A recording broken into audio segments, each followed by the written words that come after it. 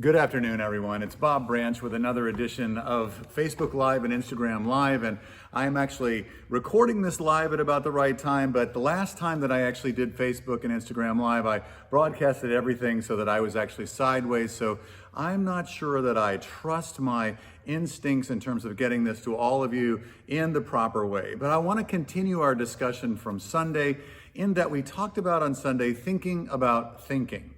And what we're talking about in particular is what do we do with our thoughts, and how do we actually manage our thought lives in a way that is healthy, is good for our spiritual growth, is good for our relational growth, is good for what and how we see ourselves in the way that God sees us, and all of those different things and being able to decipher what is good and what is evil, what is right and what's wrong, all of those different things. We talked about foundations and incidentals. That is, that we have the foundations of our thinking, the filters that we evaluate things through, and that we accept or reject different things, and those are composed of beliefs and convictions and values. But then we talked about this idea that incidentally we have all of these thoughts that just barrage us and that come into our minds, and that we have to decide what we're going to do. Now, a lot of times we just accept all of those thoughts willy-nilly, like they are that's just a part of it, and I guess this is just me, so if I feel like I'm this way, then that means that I'm this way.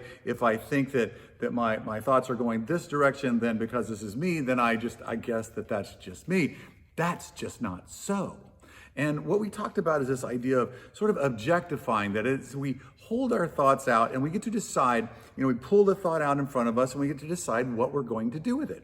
And so I use this kind of, dorky visual aid type of a thing to show you that the thoughts you can take them outside of you and evaluate them. So I brought some different fruit in front of you, and it's like, okay, well, this and this are they're both sour, but if you just eat them by themselves, but man, do they make food really interesting. And so in their right and proper context, they are actually super valuable to us. And so we can evaluate those things, not just because they're sour, because if we just said, well, lemon's sour, so therefore I don't want it, and we just chuck it out, or a lime is sour, so therefore I don't chuck it out, then basically what we're doing is we're not embracing the nuance of things in here, where actually a lime is probably not just your consumable fruit as is, but man, does it make food taste amazing, especially Mexican food, and the acid, the acidic value of this, it's just amazing. Lemonade, one of my favorite drinks of all time. You take lemons, you make lemonade, all these different kind of things. And so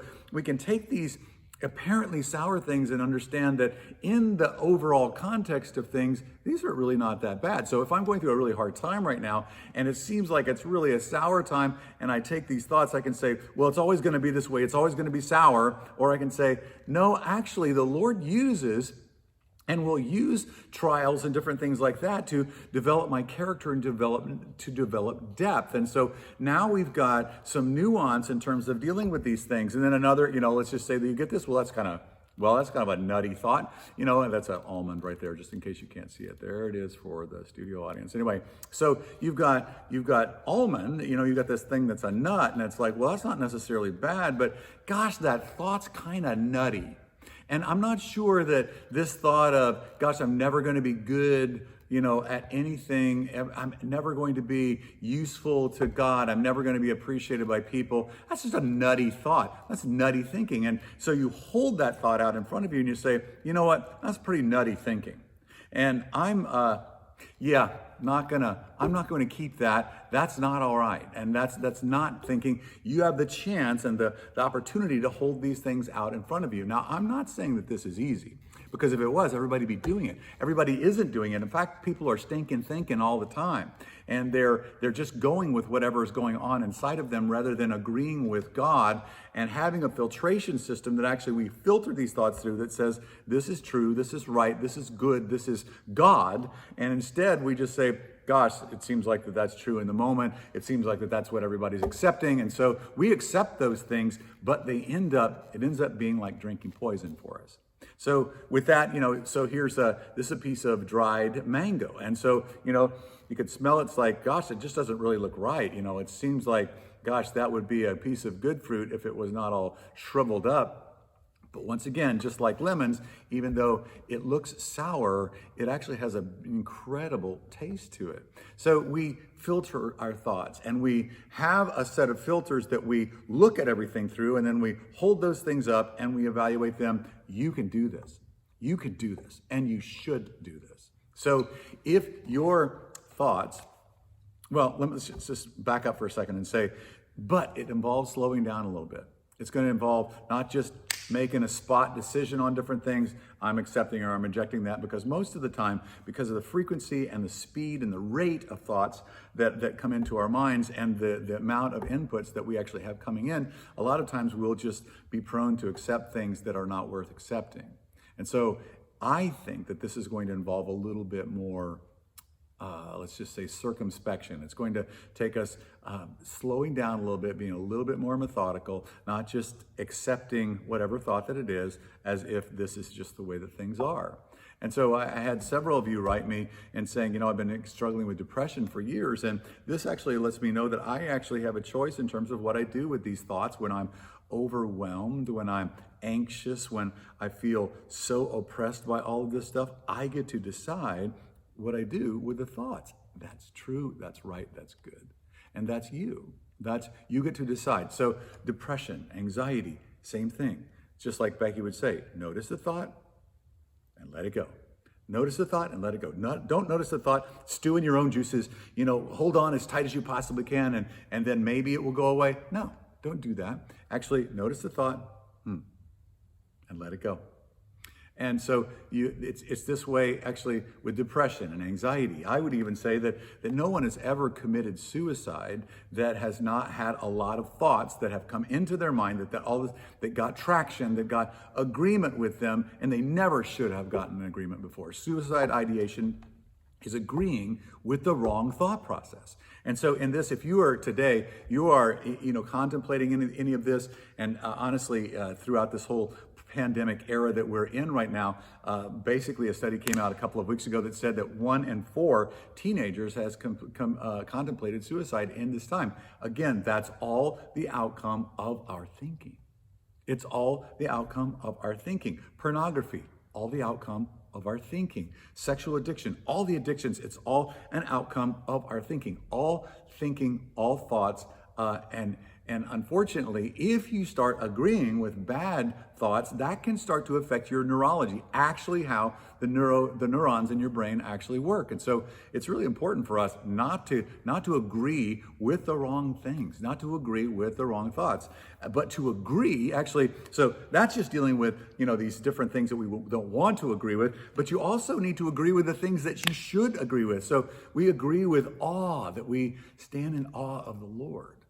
That we agree that God is bigger, He is transcendent, that when we stand out in front of the ocean and we see this vast expanse of the open sea, and we realize this is even just a drop in the bucket compared to you, Lord. And in that awe, we agree with God that God is bigger. And somehow what that does to us is it puts all of these crazy circumstances in context, in perspective. We agree with wonder. We agree with humility. We agree with compassion. We agree with the thoughts that we should agree with, and we discard thoughts that we don't want to, that are not in agreement with God and God's view of reality. God coming to us in Jesus presents us with a completely alternative vision of the world as it is, of ourselves as it is, of reality as it is. That God presents us with these things, and we need to align our thoughts, align our attitudes, align ourselves with Him. That's what I believe that the Lord is saying today, is to slow it down. You're having a barrage of thoughts ever since I talked about this on Sunday. As you do, pull the thought out in front of you. Actually, I would encourage you even just hold your hands out symbolically and envision and imagine your thought being there. And then that thought being there to say, do I like you or do I not like you?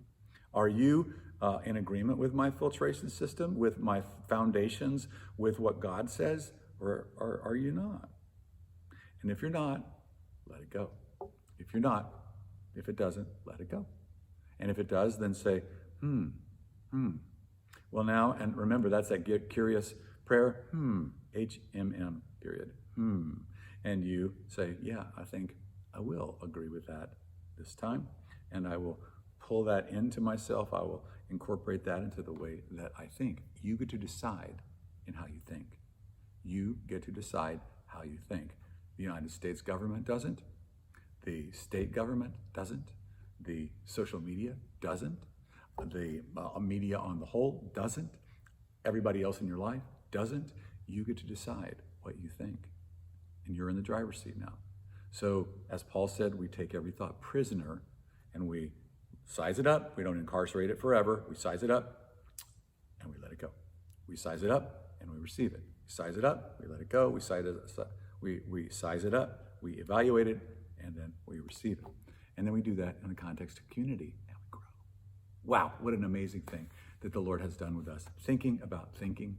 Again, I want to encourage you to think with God on these things. Don't think with the American media. Don't think with a political party. Don't think with whoever's yelling the loudest. Think with God. That is your privilege as a kingdom citizen, as a son and daughter of our King. I love you. I'm so delighted that you joined me today. God bless you, and we'll talk next week.